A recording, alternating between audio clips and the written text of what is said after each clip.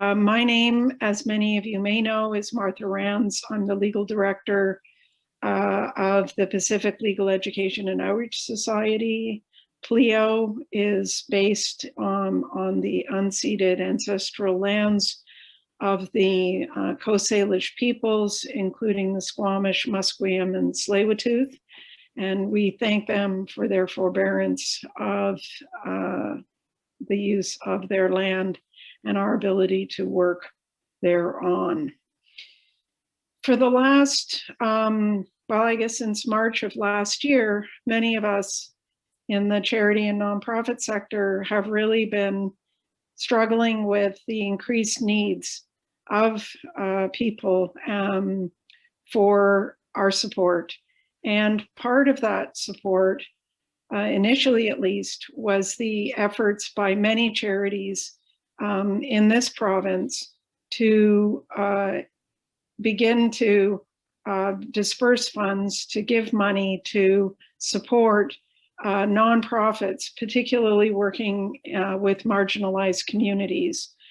We had a number of arts organizations working within the BIPOC community, as well as a youth organization that was very concerned about marginalized youth and their needs, all of whom were prevented from engaging in some direct action to support some of these communities by virtue of the limitations imposed by the CRA as a consequence of their charitable status. And we are enormously grateful at this moment that after many years of advocacy in this area, Senator Ratna Omidvar has brought forward a private member's bill that we hope will lead to the revision of the Income Tax Act that could change the playing field for many organizations across this province, across the country, and in particular will ensure that Indigenous, Black, people of color, marginalized organizations, marginalized folks have access to the resources they need in this time of the pandemic. We are joined today as moderator by Charles Smith. He's the executive director of the organization Cultural Pluralism in the Arts Ontario. He's a longtime, he's a poet, educator, writer, and longtime anti-racism equity advocate and expert on developing initiatives to improve access for communities and nonprofits across the country. He'll be moderating our conversation with the Senator today. As well, we're being joined by Valerie Singh Turner and Yassine Kiraga Misogo, who are both here, and they will be introduced by Charles to speak to their direct experiences with some of the limitations of the Income Tax Act. I am pleased and honored to be able to introduce Senator Ratna Omidvar today. She's an independent senator in the Senate of Canada. She was the deputy chair of the Special Senate Committee on the Charitable Sector, to which many organizations, including PLEO, made submissions on behalf of the sector. She's a longtime advocate and expert on migration, diversity, and inclusion issues. As former president of the Maytree Foundation and positions at Ryerson, among many others. She comes to us today to talk about the private members bill S22 that, among other things, proposes a significant change to the Income Tax Act that would enable charities to better provide funding to non-charities.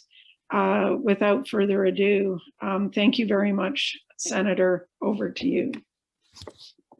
Thank you so much, Martha, for inviting me to speak to your audience. I can't see you, but I certainly hope I can feel your engagement and enthusiasm through this hour and a half or hour as we talk about this particular issue.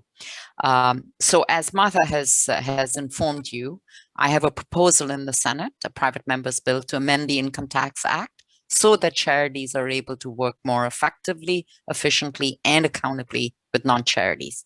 And I come to this work through two different perspectives or journeys, as I may call them. One, from my decades-long experience in working in the sector. I've actually ever only worked in the charitable sector.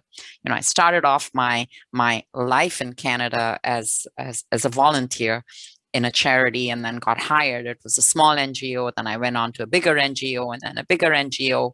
On the way, I created and founded new charitable organizations. I've served on many boards and continue to do so. I was the president of a private foundation and then finally took my work over to a university. So, you know, I'm completely embedded in the work and the reality of the sector. But now that I'm a legislator, I look at it obviously through the lens of legislation, which is not the full spectrum of what can be done, but it is a pretty influential lever. And as Martha suggested, you know, the work of the Senate Charities Committee, where I served as vice chair, really upped the ante, so to say, on much needed and much delayed action. So in a macro way, in the course of our study, we determined that Canadians really appreciate and value the work of charities. But that value and appreciation doesn't necessarily turn into respect.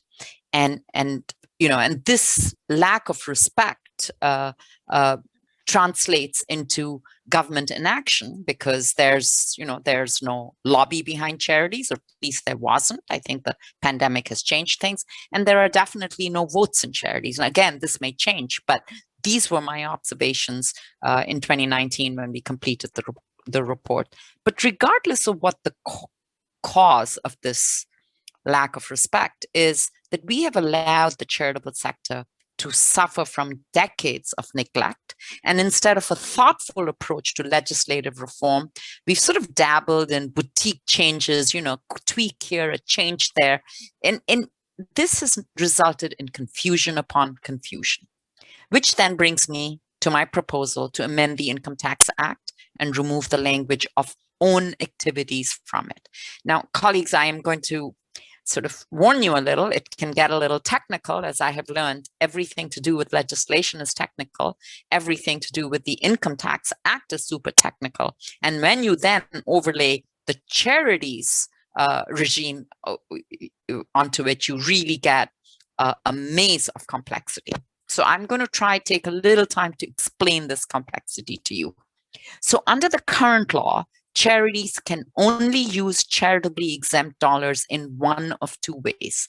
They can make gifts or grants to other charities, much like foundations do, or they can use these resources, as many service organizations do, to carry on their own programs.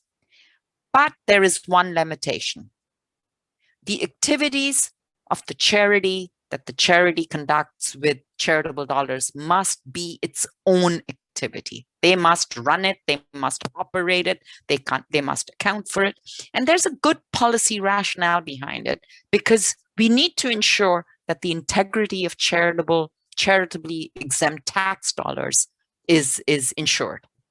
However, I think, you know, everyone recognizes that there are times when the best way for a charity to pursue its charitable purpose is to work with someone else on the ground who may not be a charity, you know, such as not-for-profits, social enterprises, co-ops, civil society groups, businesses, and others.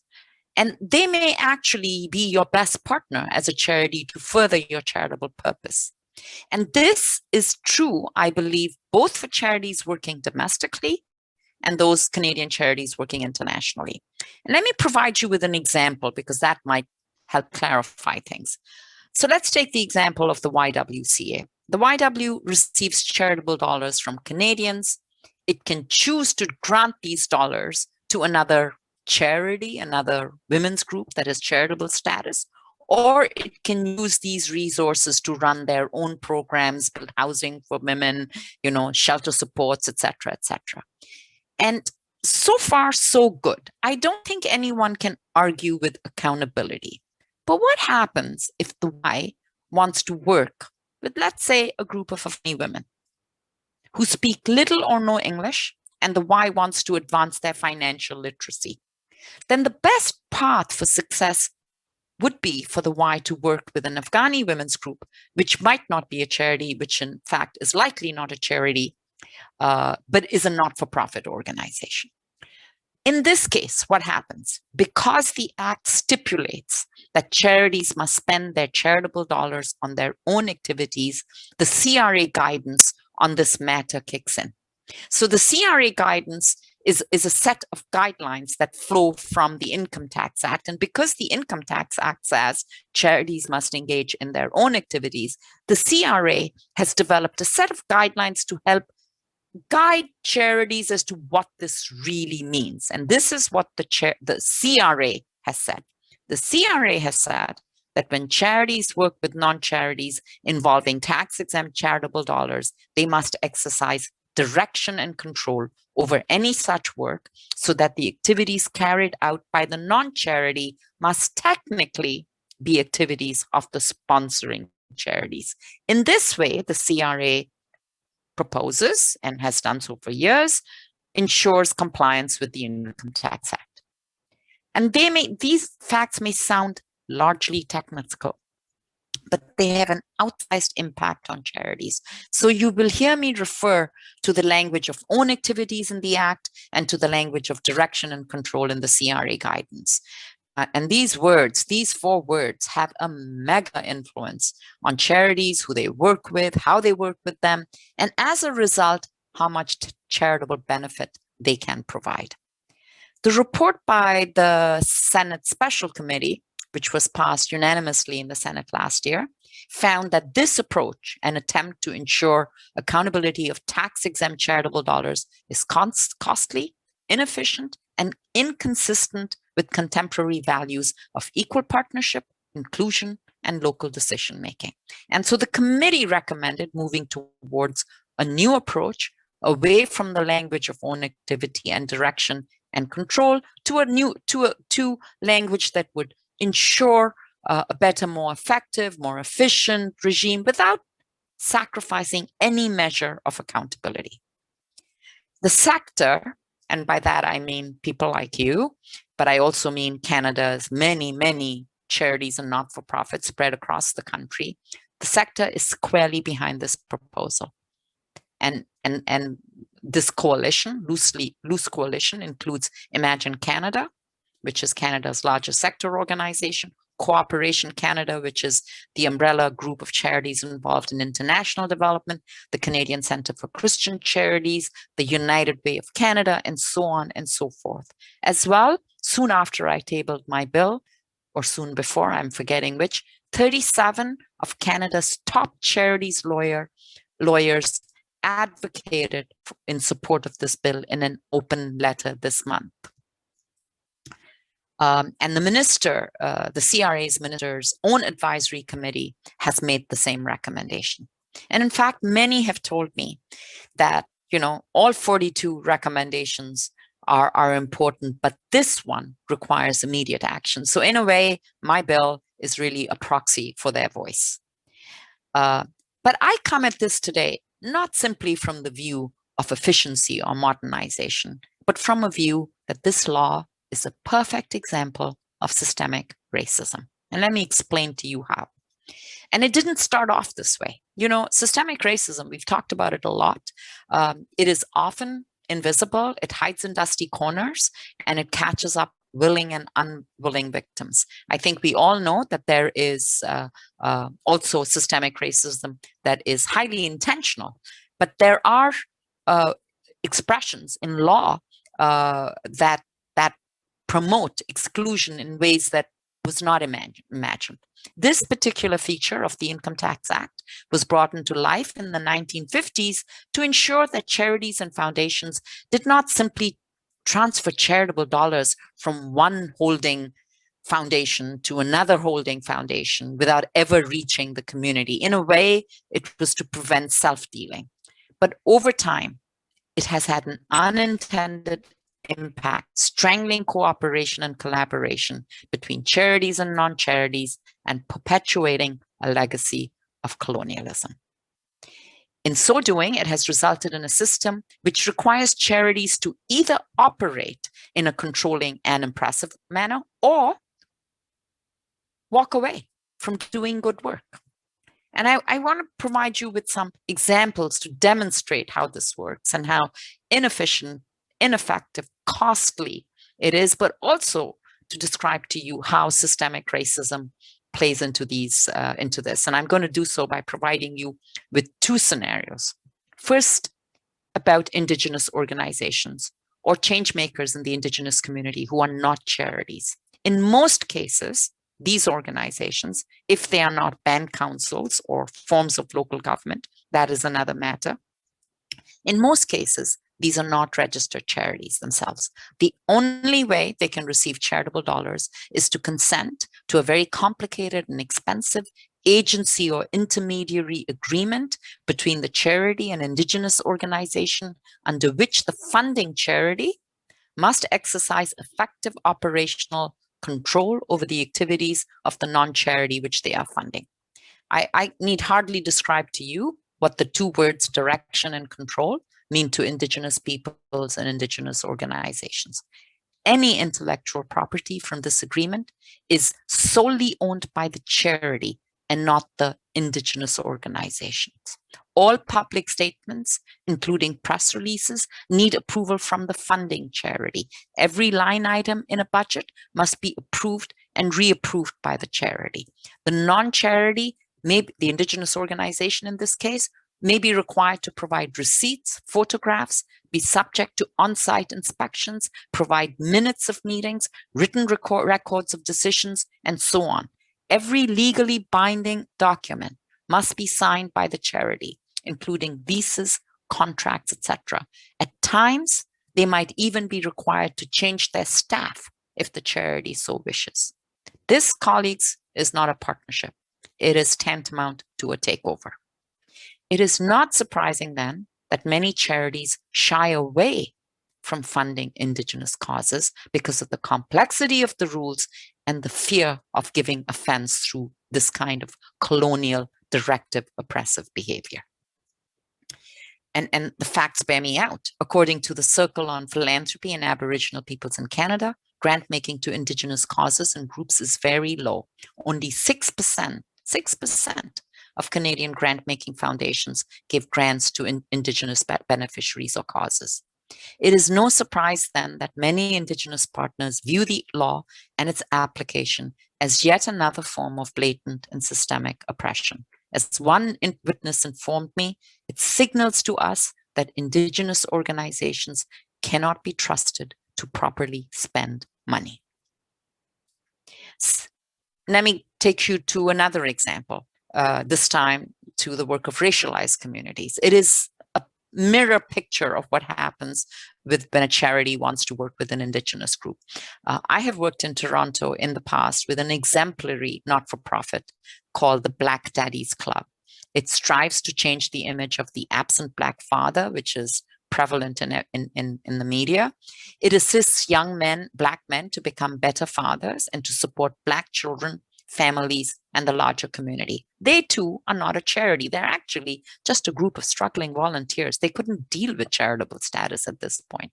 But they too have to then be subject to the same conditions as I described earlier with Indigenous communities. They have to create convoluted, expensive intermediary agreements. They have to agree at sometimes. One of the volunteers said he had to agree to be hired on by the charity itself.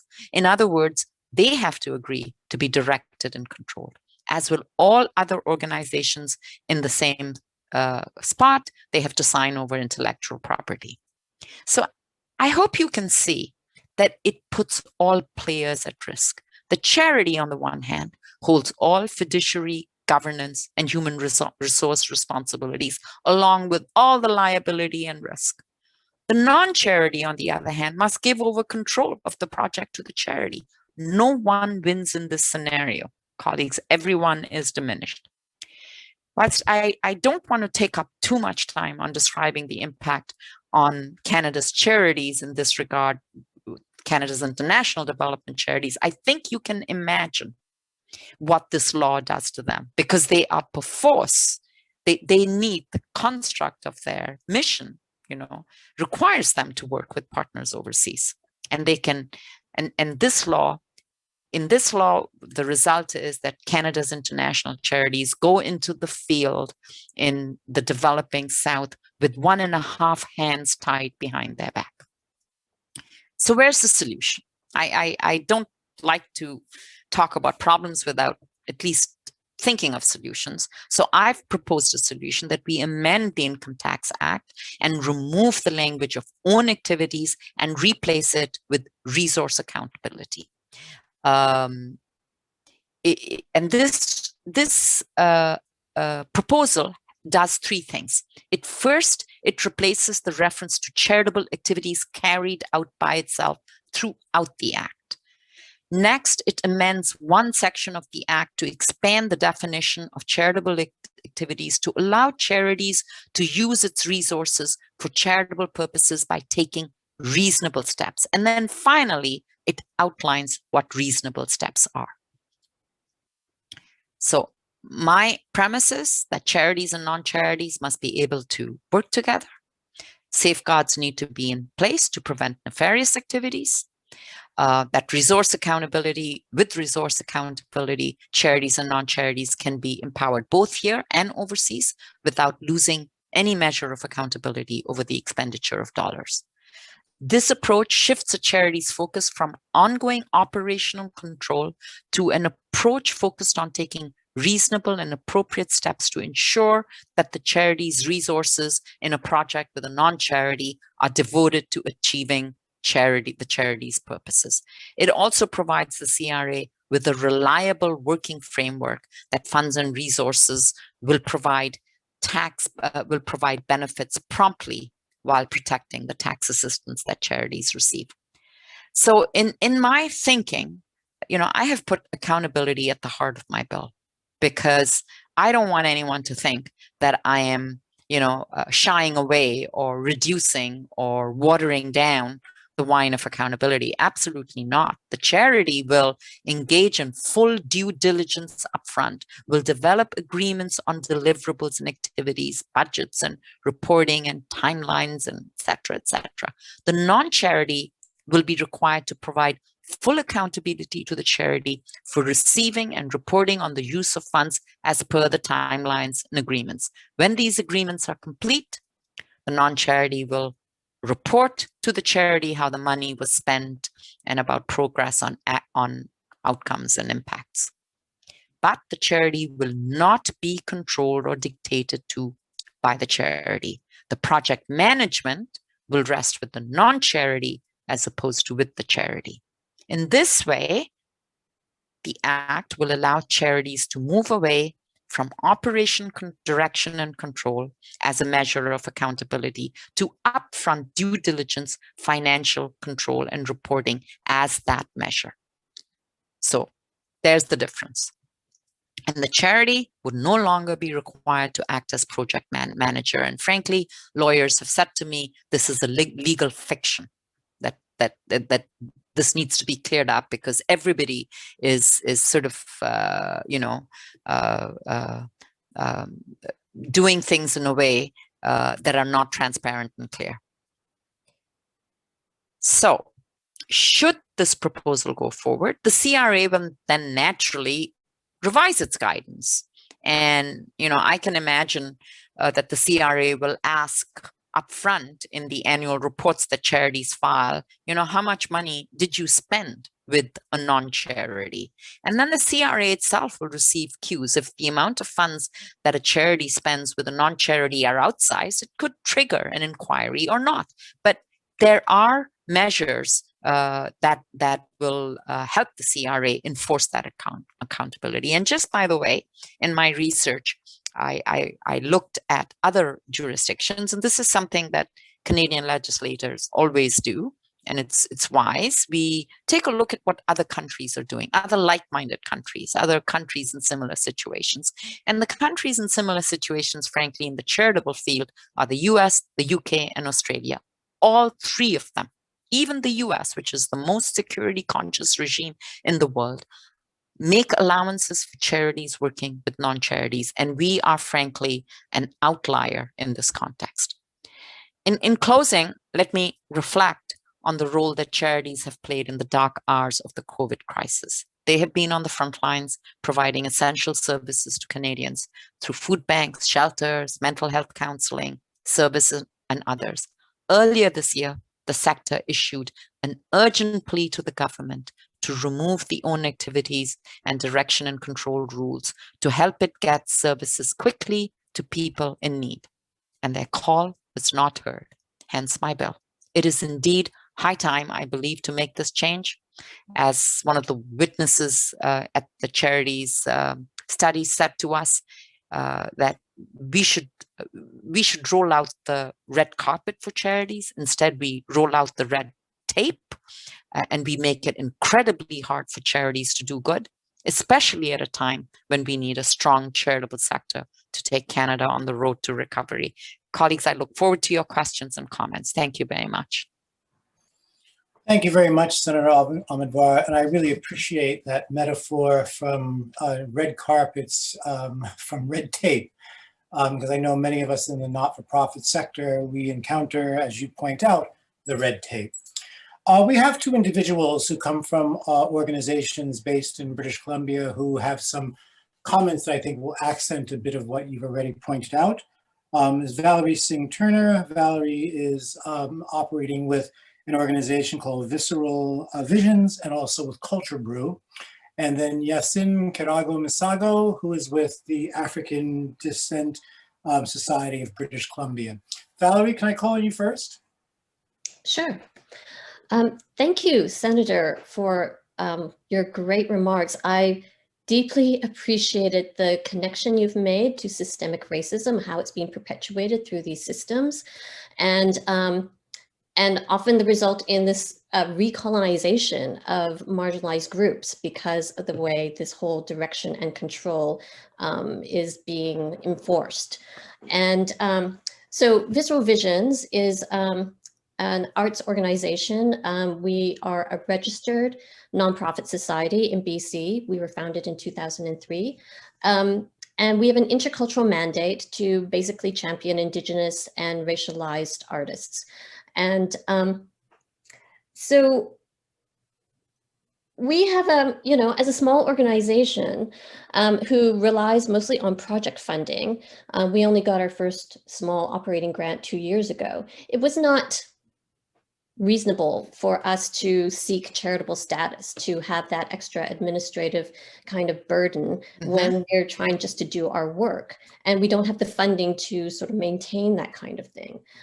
So that forces us to, try to partner with other charitable organizations in order to access funding from foundations.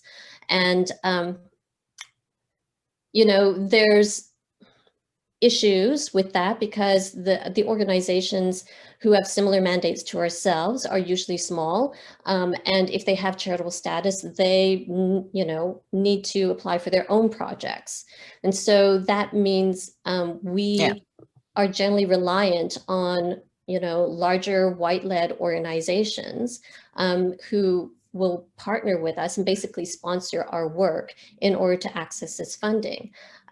So this idea of, direction and control is deeply problematic, because part of our work is to, provide leadership opportunities for racialized Indigenous artists, particularly women of color, and, to have a white-led organization. And so many of them are also male-led, to have white men telling us how we should do things is incredibly problematic. We've been pretty fortunate to be able to find organizations who really understand our mandate and how we want to work. And so we figured out some ways to do that. But I have approached some foundations in the past, to talk about their programming and how they, support applicants, charitable applicants who have intermediary organizations like ourselves, who are largely benefiting from the funding, and been told that, we're basically trying to launder this other charity's charitable number, and made us feel like we were trying to do something underhanded or illegal, when basically we're just trying to do the work that impacts our communities. So I think one of the things I wanted to also address is this notion of power in the way these systems have historically, allowed, private foundations or wealthy families to, put aside or get preferential tax treatment for giving money to charities. And then, because of the size of those charities, they have an outsized access to power, political power. So I think that's just one other area that I've been thinking about, just from hearing about the work that you're doing, Senator. And that also feeds into the systemic racism aspect of what we're talking about. I mean, I think one of the things when I saw your webinar from a previous presentation, you talked about the disbursement percentage and how in Canada is 3.5%.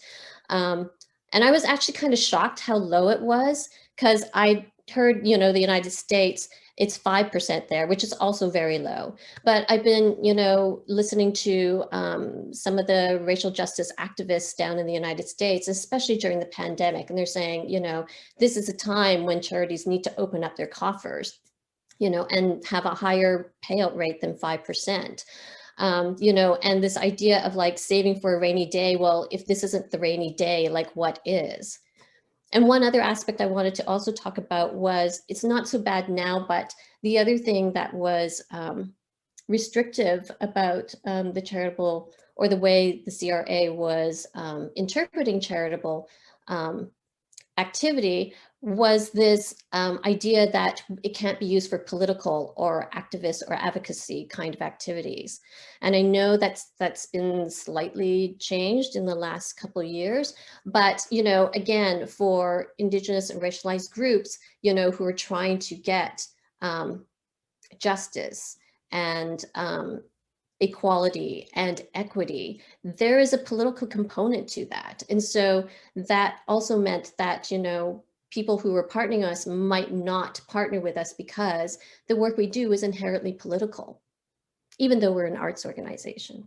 So, so I just wanted to speak to those issues, and thank you so much for your work. Thank you, Valerie. Yasin, can I call on you?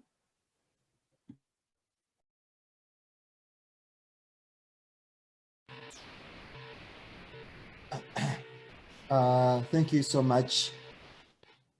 Thank you so much, Senator, for the opportunity you have given us.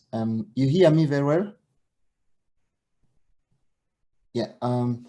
So thank you so much, Senator, for the opportunity you give us here to come and listen to some of our serious concerns regarding to the charitable status and the issues, the policies surrounded it, the restrictions, especially to those Indigenous and the racialized communities or minority communities.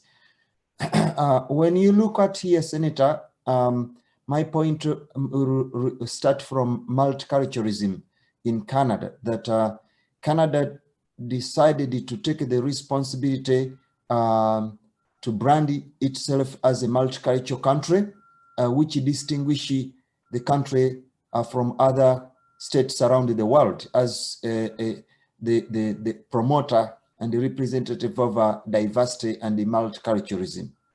The issue of that in multiculturalism, some of the minority and Indigenous communities, they find very difficult positioning to figure it out where they belong. And then this is in terms of systematic racism and discrimination unjust policies designed to keep them voiceless. In this context, I want to talk about the law regarding to the charitable status in Canada. The impact of this law, especially in situations like in a crisis situation of COVID-19, the government of Canada released the fund, emergency fund, to Indigenous and Black communities across the country. And having realized that these in the Black community, organizations are not strong enough to manage those resources, as they said, they gave the contract to United Way. So what you are saying here, it is not absolutely new to me. And it is not an old things you are talking about. It is happening right now in all parts of Canada. And it is not happening in the majority population, but it happening within this minority Indigenous population, as you said, and as my colleague who was talking, he said. So when the government released the emergency support, they said $300 million should go to support Black Canadian businesses. And if you look at these funds, they are not sent directly within these Black communities. They said many of them, they don't have charitable status. Many of them, they are not capable of managing those finance. They give the fund to banks, Canadian banks, Bank of TD Bank, Bank of Montreal, CIBC Bank.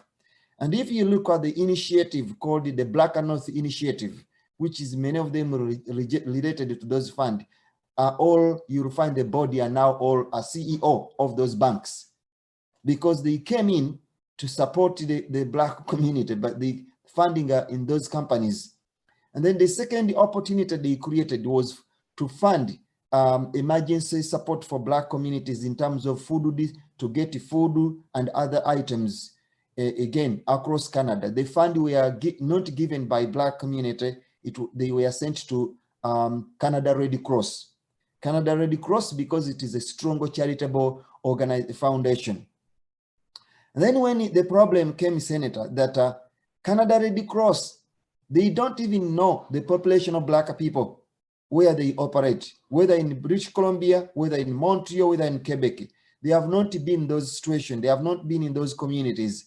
They even don't understand who are the Black folks in the country we have here. So the organization in which went to apply the fund, they made serious restrictions there, that you had to be a charity, but the fund, it was sent to support the Black communities. Then they designed those conditions. Charitable, you have to have a charitable status.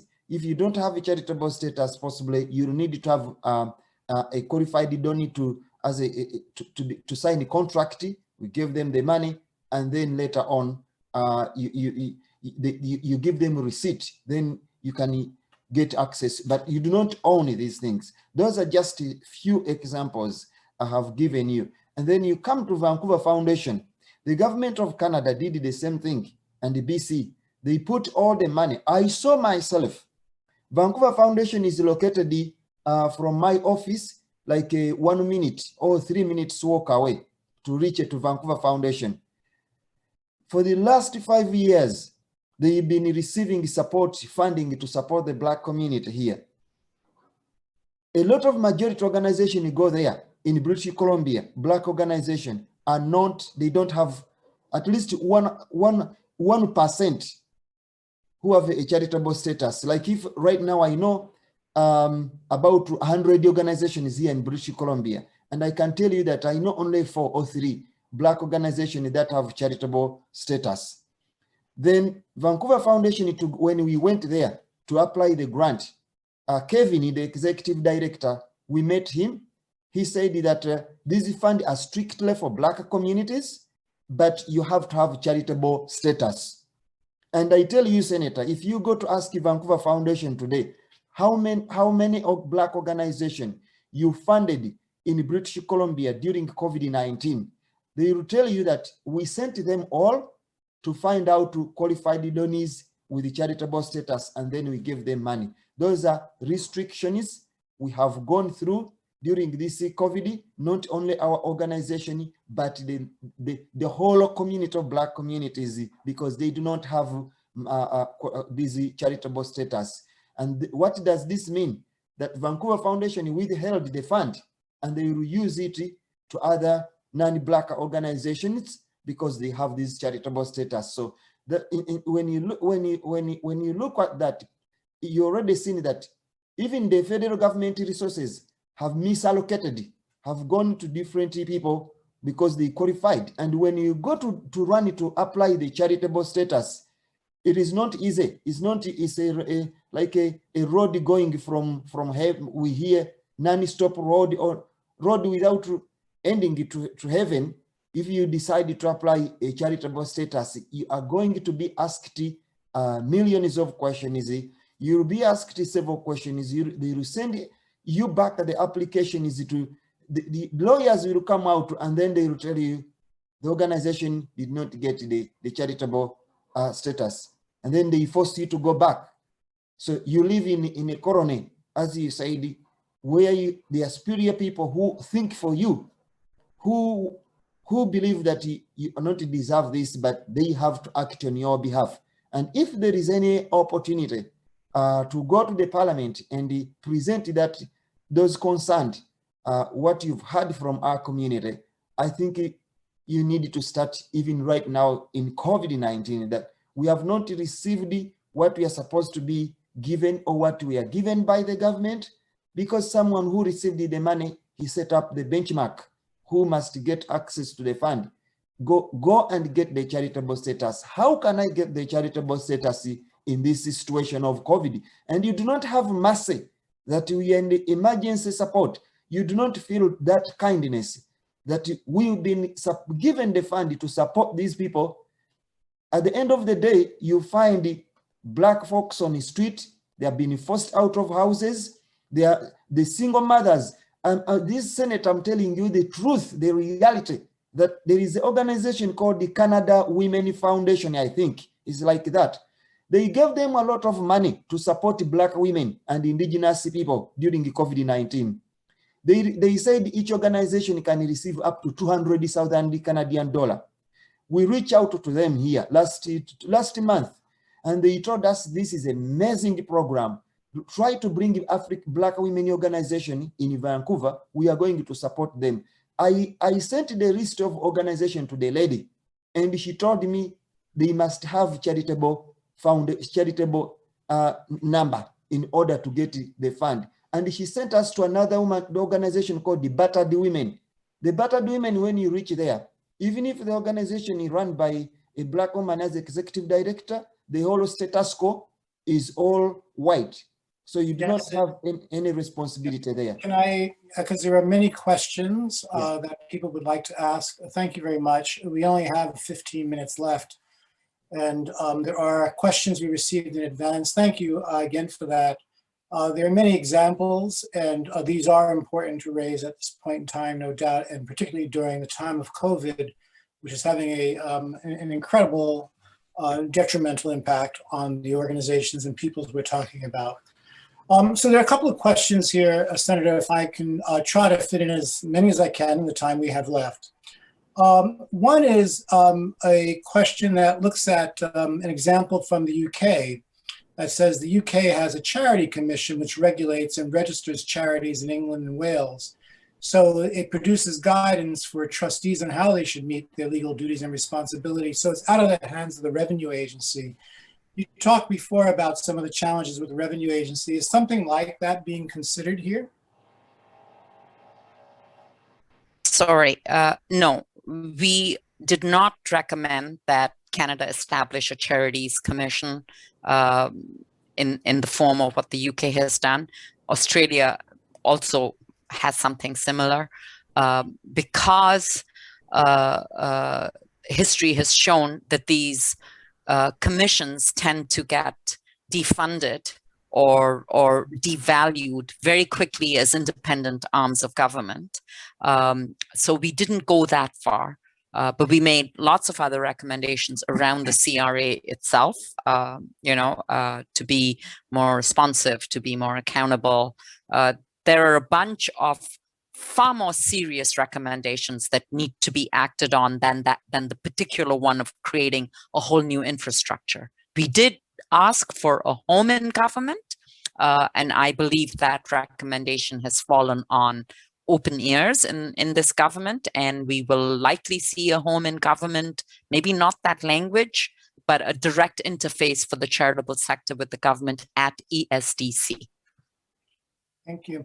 You spoke before about the freeing up of organizations that don't have charitable status from organizations that do, and would, the organization that do would want to control them. Can you talk about that a bit more, like what the distinction would be? I get in a sense that the ones receiving the funds would now be free to do their work without having overbearing oversight. Exactly. What we're calling for is, in legal language, a standard of reasonableness in all of this. What we're saying is that due diligence upfront by the charity on the non-charity, and the non-charity on the charity, everybody should check each other out. It's very much a transactional arrangement between two organizations with clear deliverables, clear timelines, reasonable standards of accountability at various time frames. But once that agreement is signed, you've agreed on flows of money at certain stages, month 1, month 10, whatever. Once that is signed by both parties, then the funds get transferred to the non-charity for the non-charity to implement. Now, the non-charity cannot do with it as it likes. After all, they've reached an agreement to conduct certain activities, to do things a certain way, and they are then free to do those activities and report back to the charity. And the difference is that the charity is not sitting over every activity of the non-charity and pretending to control and direct it, when in fact it isn't. This is a legal fiction. Yeah. Now, there's a bit of a cloud in the air because of what's happened with the We Foundation, and hopefully that doesn't cloud political judgment. But you're better to speak to that. And I would suspect that from what I've read of the bill, there's no clouding, but I'll give you the chance to speak on that.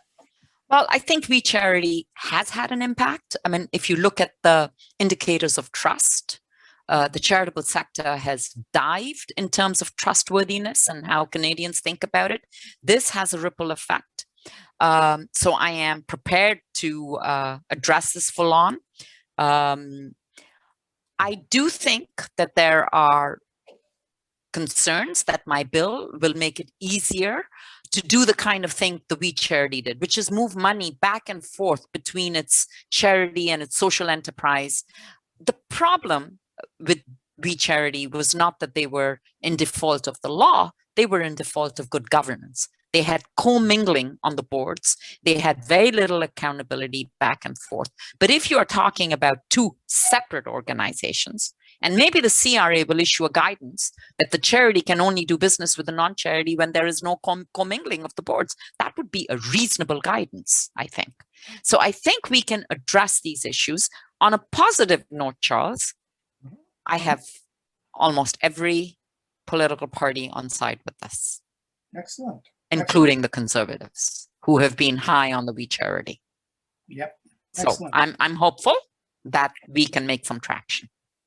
So the question comes up again, and it is about, some of the particularities of an agreement, let's say, between a charitable organization and a not-for-profit that's not charitable. What structuring of an MOU would likely be needed between a charitable organization and one that it's giving funds to? I think it would very much be in the spirit of what I described. Likely lawyers will have to be involved, and I know something about this because I work with all these lawyers. I will tell you, charity tax lawyers make a lot of money out of the existing act. And it is to their credit that 37 of them have stood behind me and said this change is essential because they are dedicated to the public good as opposed to their own, partnership bottom line. But I think lawyers may well need to develop templates of agreements. And once this becomes more sort of the usual way of acting, it will get embedded into the psyche of all sectors, and then it will be sort of proceed as it should proceed. This is not new to the sector. The sector, charitable sector often does contracts, undertakes transactional contracts with accountants, with landlords. So it would be that kind of arrangement in a way. But I would suspect in the beginning, you would want to make sure that it is perfectly airtight. I wonder, Martha, if you might want to comment on that. Great. Thanks, Charles. I just thought for the benefit of everyone that there is actually a sample agreement for the existing set of circumstances that was drafted, if I'm not mistaken, by Laird Hunter out of Alberta. And we will we'll make a link up on our website to this so that anyone who's in attendance and actually anyone coming to our site is able to access that. We're also to let folks know that we are intending to, once our legal clinic opens in September, to be able to offer some kind of group clinics to support applications for charitable status of arts organizations, so that they can learn together how to manage this rather cumbersome and onerous process. Thanks, Charles. Obviously, a big question is, after this session, how can people take action to support this bill becoming legislation, particularly given if it's got the support of the three political parties and the urgency of the time we're in, where we don't know. I mean, in Ontario, as I suspect you know, Senator, we've just been shut down for another month. Yeah. It's on and off, whack-a-mole stuff, which is depleting energy, but also organizations that rely on project funding are just wondering about how they're gonna survive. So what are the steps that can be taken? Yeah, two separate questions. Let me take the first one, which is how do you, if you want to, how do you support the bill? Well, there's a simple political action you can take, which is make noise. And how do I define make noise? I just went on my social media stream and I don't see anyone tweeting about this. So, you have to make noise. You have to say on your tweet, I support this bill, whatever. And, you can make it all up, but hashtags and all that. The second thing is you must go and, as an association, you can ask for a meeting, in this case with senators from British Columbia. And I will tell you the senator who you must go and see, and that is Senator Jonah Martin. Go and see her. You can write op-eds about it in your own magazines or others. You can go and see your MP. You can have a petition. Political action now is 100% open for charity. So you shouldn't worry about it as long as it's nonpartisan. And I'm not saying this is a Liberal proposal or an NDP proposal. This is just a common sense proposal. So sign on for it, make noise in the different ways that I've articulated, and community groups are remarkably nimble in putting together campaigns of this kind. Thank you.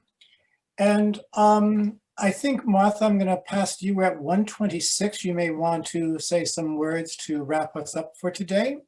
There are some questions which sadly weren't able to get to given the time, but we'll pass them on, and I'm sure there'll be opportunities to get responses. But I did group the questions as best as possible to try to cover as much of the concerns, and it seemed like the biggest ones were how to take action, what does an MOU look like, what are the technicalities, and are there other things that from other jurisdictions that could be considered. Martha, can I hand it over to you? Do you have time for one quick answer to a question, Charles? Yes, right it's ahead. an important question, which is around equalizing charitable donations to political donations. Better tax breaks for donations would encourage more people to give. I am principally against more incentives for charitable donations. We have some of the healthiest incentives already in place. What we need, however, is better accountability and better flow of dollars, of charitable dollars to organizations in need. Getting on par with political donations, which A, it's out of our reach, and B, I'm not sure it would help. It would simply result in more charitable dollars, which take away from the tax base and flow them to existing charities, which seem to be all elite organizations. Who gets the most charitable donations? It's not groups like yours. It's universities, college, hospitals, museums. I don't want more of that. Thank you. That's pretty clear. Yeah. Yeah, I couldn't agree more, Senator. I think that we need to change how we work first, and we need to enable the nonprofit sector in particular, those that are not charities, to do the important work that they're doing. And as a lawyer who's been working in this area for over 25 years, who came out of the nonprofit sector, it's frankly way past time for us to platform and engage and fund those groups who are delivering the direct services to communities that are marginalized and have been most impacted by this pandemic. It's frankly, to everyone there, we will do our part to keep this issue in front and center in whatever way we can out here, and to push for this issue to be on everybody's mind if and when there's a federal election called this year, possibly June. In any event, many, many thanks, Senator, for taking the time out of your very busy schedule to meet with us today. Thank you, Charles. Thank you, Yassine and Valerie, for sharing your stories and your concerns directly. And thank you all for participating. I know we have a number of people who registered, and we're going to follow up by sending them the resources and the recording. Please make the most of the day. And thanks again. And we'll see you, I think next week, we're talking about membership structures and how to change them. So thank you. Thanks again, everybody. Bye. Take care, everyone.